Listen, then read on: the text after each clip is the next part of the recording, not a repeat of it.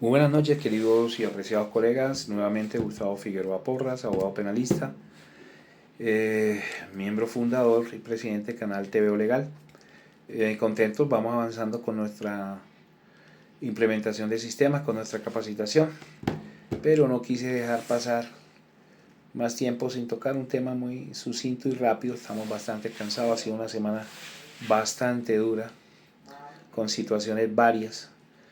Espero sacar unas 2 charlas este sábado. Pero bueno, hoy vamos a hablar un tema muy corto sobre, sobre el uso indebido del mallete. Debo resaltar que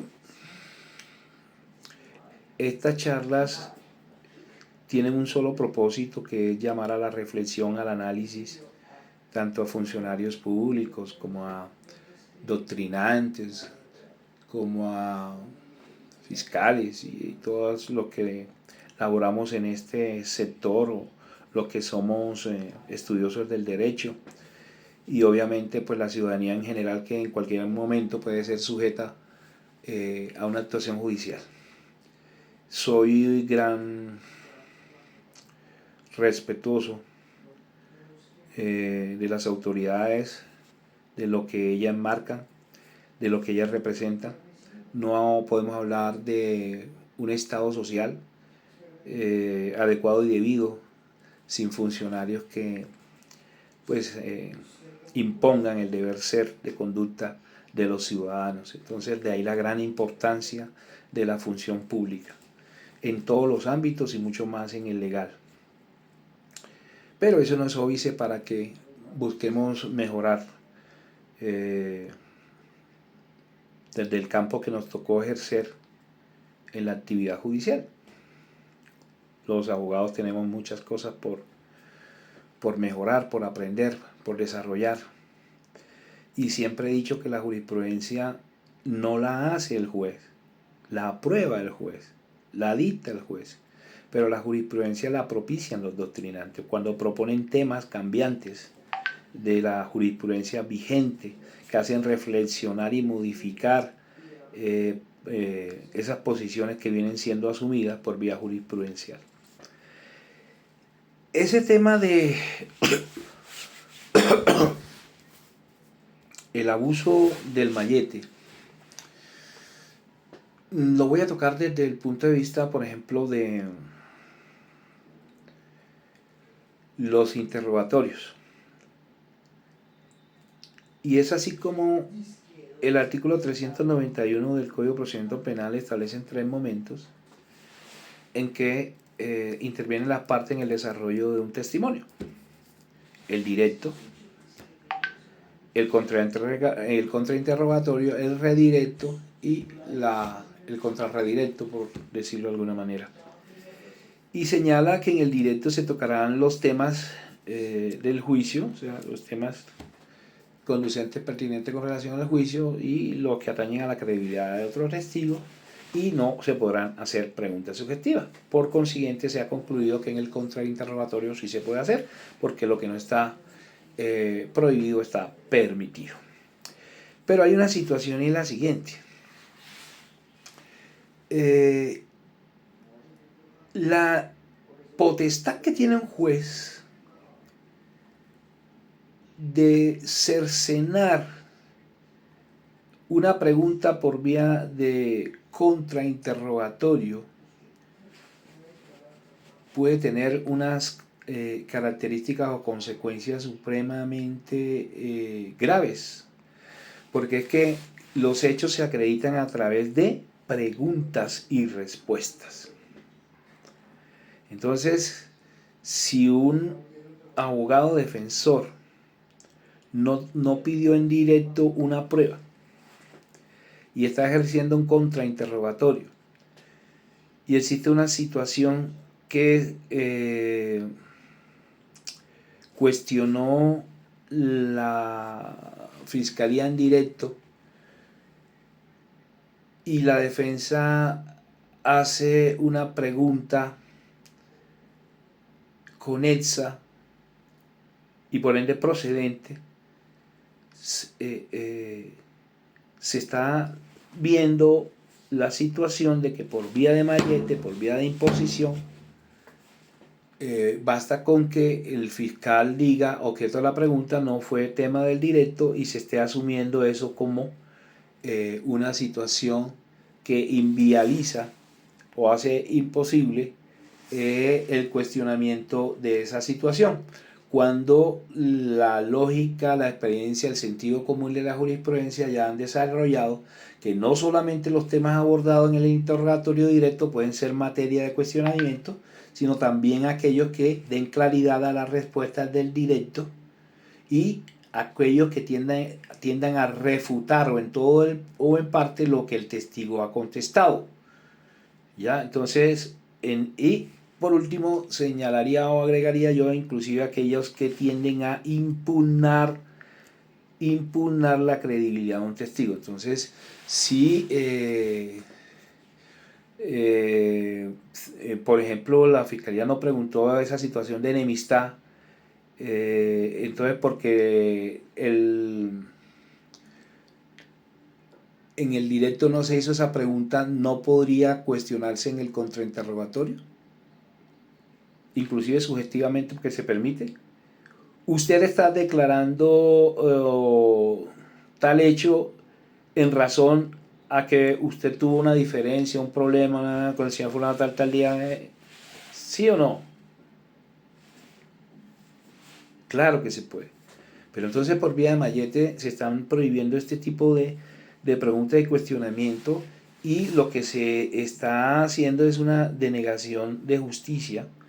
Se está conculcando el acceso en términos de realidad a la misma, se está conculcando el principio u obligación que tienen los funcionarios al interior del proceso de salvaguardar la igualdad de quienes intervienen al interior de la causa, como lo señala el artículo 4 del Código de Procedimiento Penal.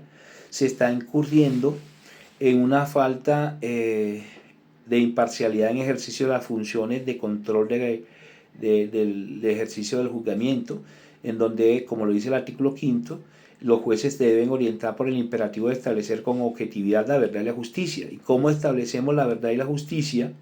Si no permitimos que el conocimiento de ciertos hechos llegue al proceso. Porque es que en el proceso no solamente se puede indagar sobre los hechos en sí mismos, sobre la credibilidad de un testigo, sobre la personalidad de un testigo. Léase el artículo 404 del Código de Procedimiento Penal. Entonces,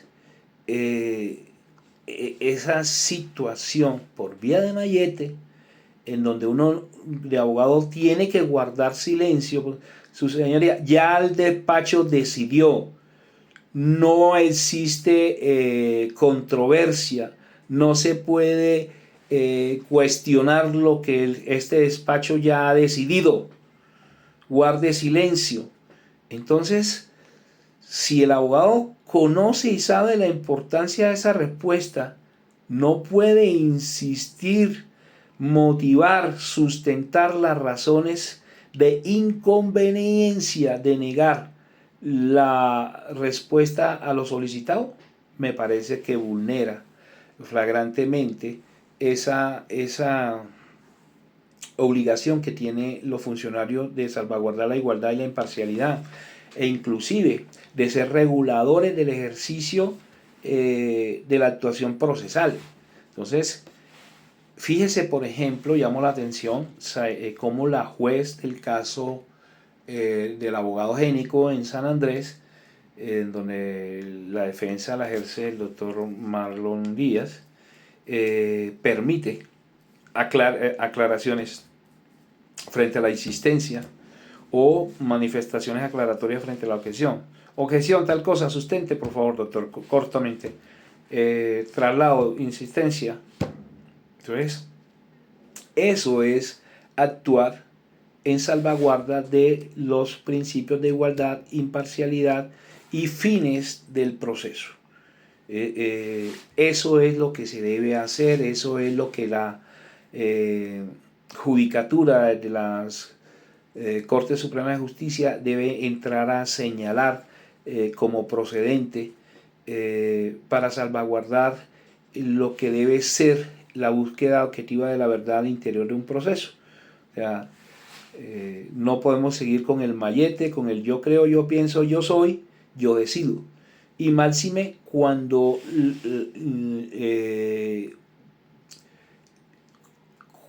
si bien es cierto el juez tiene la facultad de decidir, las partes tienen la potestad de motivar,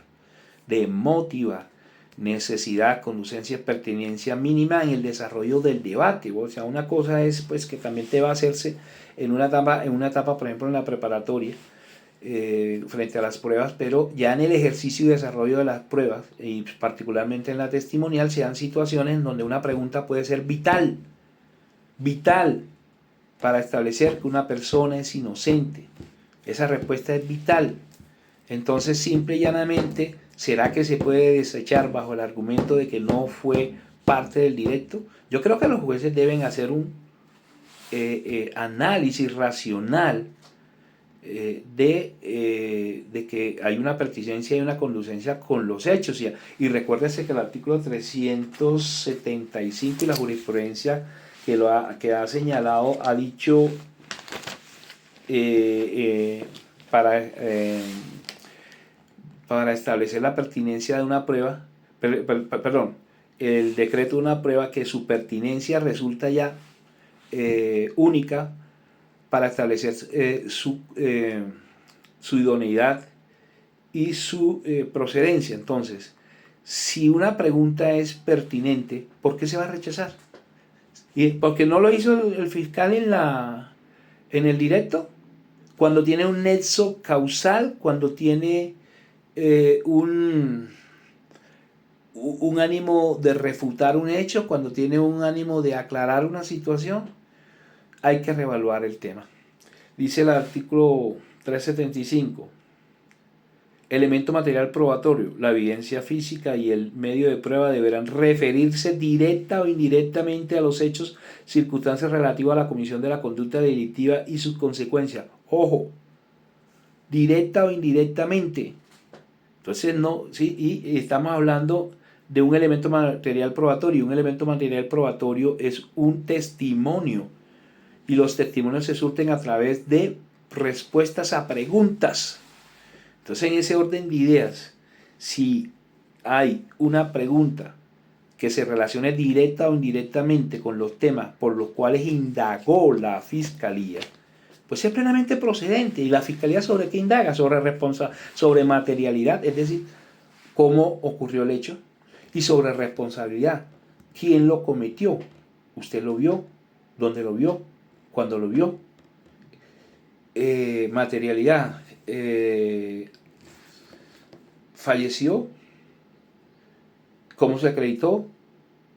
Etcétera, etcétera. Entonces, lo cierto es que no se puede coartar este tipo de preguntas a punta de mallete, so pena de llegar a tener la posibilidad de incurrir en un error judicial y condenar a un inocente. Eso, pues además de los artículos 4 de igualdad e imparcialidad que debe garantizar el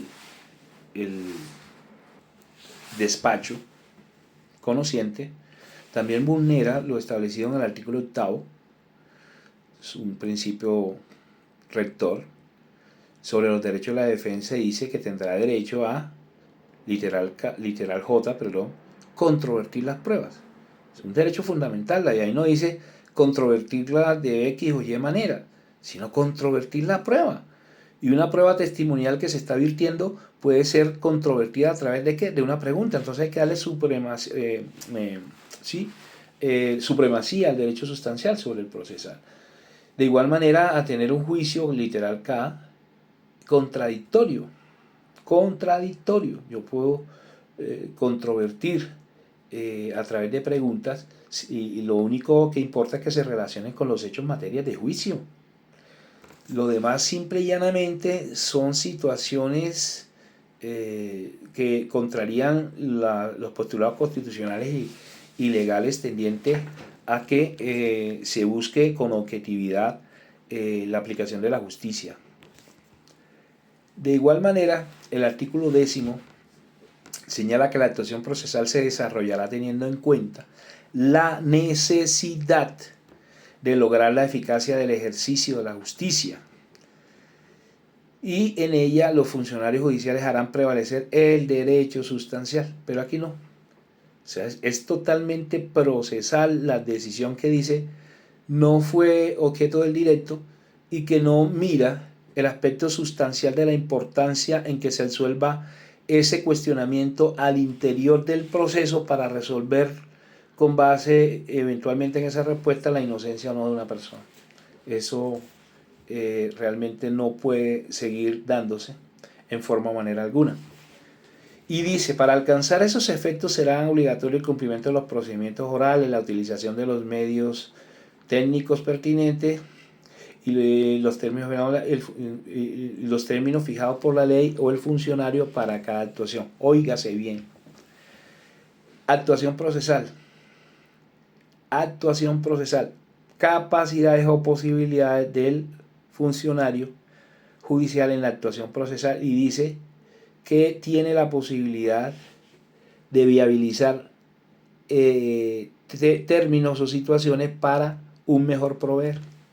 Eso es lo que dice el artículo 10 y eso es lo que señala que es la prevalencia del derecho sustancial. El artículo 15 del Código de Procedimiento Penal, que habla sobre la contradicción, también señala, sin hacer ningún tipo de distingos, las partes tendrán derecho a conocer y controvertir las pruebas, así como a intervenir en su formación, sin limitación alguna. Principio rector. Entonces, eso ya determina la imposibilidad de sí porque sí, de rechazar una pregunta bajo ese argumento de que no fue parte del directo cuando tiene una relación concausal con los hechos materia del debate, de manera directa o indirecta, como lo admite nuestro sistema procesal penal al interior del proceso para que se establezca la materialidad de responsabilidad en el desarrollo de un juicio. Recuérdese de igual manera que el artículo 26 del Código de Procedimiento Penal habla sobre la prevalencia de las normas rectables, dice que son obligatorias y que prevalecerán sobre cualquier otra disposición de este código y serán utilizadas como fundamento de interpretación. De igual manera, el artículo 27 del Código de Procedimiento Penal establece que los funcionarios judiciales son moduladores de la actividad procesal. Es decir, si ellos tienen por finalidad la prevalencia del derecho sustancial sobre el procesal, pues deben realizar todo tipo de actuaciones tendientes a modular el desarrollo del proceso, las situaciones que determinen su prevalencia, el ejercicio de la prevalencia del derecho sustancial, para que se realice en salvaguarda de la búsqueda de la verdad real y objetiva y un fallo ajustado a derecho. Y es más, señalan que como moduladores deben evitar los excesos contrarios a la función pública, especialmente a la justicia. Lo que señala que es más importante el derecho sustancial sobre el procesal y que deben darle paso cada vez que se enfrente lo procesal con la búsqueda de la verdad objetiva a la búsqueda de la verdad objetiva. En desarrollo de esos derechos y deberes de la defensa, el artículo 125 del CPP señala: la defensa tendrá los siguientes deberes y atribuciones, es decir, derechos. Numeral cuarto, controvertir las pruebas aunque sean practicadas en forma anticipada al juicio oral. Controvertir las pruebas y sin limitación alguna. Eso quiere decir que también incluyen las del juicio y toda aquella que se practique en cualquier momento del devenir procesal. De igual manera, en el literal quinto, numeral quinto, dice interrogar y contrainterrogar en audiencia pública a los testigos y peritos. Y esa obligación de salvaguardar ese derecho sustancial sobre el procesal también está establecida en el artículo 138 del Código de Procedimiento Penal, que habla sobre los deberes. Miremos acá.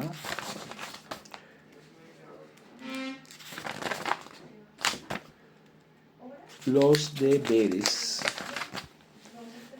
y poderes de los intervinientes en el proceso penal, de los deberes de los servidores judiciales, y en el numeral primero dice resolver los asuntos sometidos a su consideración dentro de los términos previstos en la ley y con sujeción a los principios y garantías que orientan el ejercicio de la función jurisdiccional. Con sujeción, repito, a los principios y garantías que orientan el ejercicio de la función jurisdiccional. Búsqueda de la verdad y una sentencia justa. Segundo, artículo 138. Respetar, garantizar y velar por la salvaguardia de los derechos de quienes intervienen en el proceso. Y por último, el numeral séptimo, los demás establecidos en la Ley Estatutaria de la Administración de Justicia y el Código Disciplinario Único que resulten aplicables. Estas normas, pues en una interpretación sistemática con las constitucionales, como por ejemplo el artículo segundo de la Carta Fundamental, que dicen son fines esenciales del Estado, garantizar la efectividad de los principios, derechos y deberes consagrados en la Constitución, facilitar la participación de todos en las decisiones que los afecten, y señala también que las autoridades de la República están instituidas para proteger a todas las personas residentes en Colombia en su vida, honra y bienes. Aunado con lo que señala el artículo 4 de la Constitución Nacional sobre la prevalencia de las normas constitucionales sobre las legales, el principio del artículo 13 de la Constitución Nacional sobre la protección igualitaria de todos los ciudadanos en un Estado social y de derecho, el artículo 29 sobre el debido proceso y la observancia de la plenitud de las formas propias de cada juicio, y las formas propias de cada juicio conllevan la prevalencia del derecho sustancial sobre el procesal. Y dicho normado, el 29 de la Constitución Nacional, también establece que se tiene derecho a presentar pruebas y a controvertir, sin ninguna limitación, controvertir las que se alleguen en su contra. De igual manera, el artículo 121 de la Carta Fundamental señala que ninguna autoridad del Estado podrá ejercer funciones distintas a las que le atribuye la Constitución y la ley, y el 229 se garantiza que el derecho que tiene todo ciudadano para acceder a la administración de justicia en términos de realidad.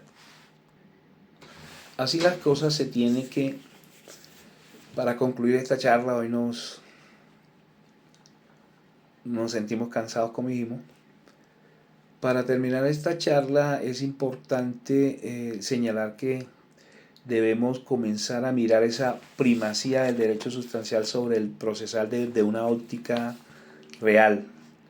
Es increíble que se asuman criterios, y aquí vamos a polemizar con muchos seguramente.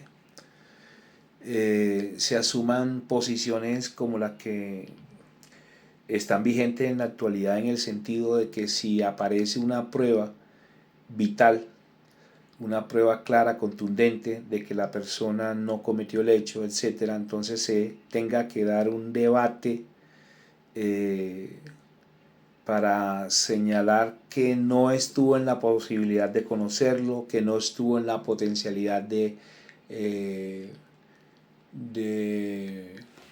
acopiarlo y presentarlo, porque si eso fue así, entonces ya no es una prueba sobreviniente que sea admisible, porque le precluyó la oportunidad de haberlo aportado, porque la misma era en la audiencia preparatoria y no puede vulnerarse, óigase bien, ese principio de legalidad y ese principio de adversarialidad entre la Fiscalía y la Defensa. Es decir, existe una norma un elemento material probatorio que se pide convierta en prueba al interior de un proceso que no se ha fallado, y se pone todas estas cortapisas interpretativas para aducir que no puede ser tenido en cuenta, por Dios, eso no es en forma o manera alguna prevalencia del derecho sustancial sobre el procesal.